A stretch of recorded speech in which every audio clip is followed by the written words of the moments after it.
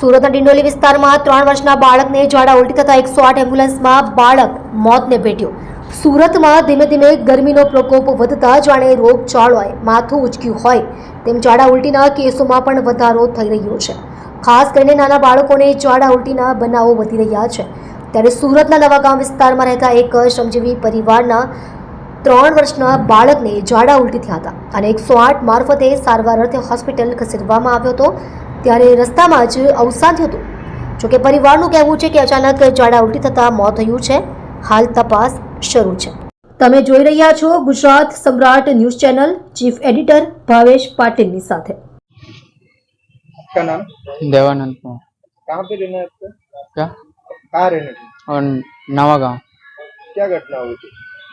और बच्चा का उल्टी हुआ था, पैखाना हुआ था, वो एम्बुलेंस में लेते लेते गति फिर हुई। क्या हुआ? तो यहाँ लाए, एम्बुलेंस में गति हो गया था, यहाँ लाए तो जवाब दे दिया डॉक्टर नहीं रहा। डॉक्टर क्या बोले? डॉक्टर से पूछा क्या हुआ तो बोले कि लाइटिंग हुआ, उल्टी हुआ। क्या लगता है झाड़ा उल्टी के कारण होती है? हाँ, क्या उम्र के बच्चे के नाम क्या था? 3 साल उम्र था, शिवम नाम था। मूल कहाँ के रहने वाले? क्या?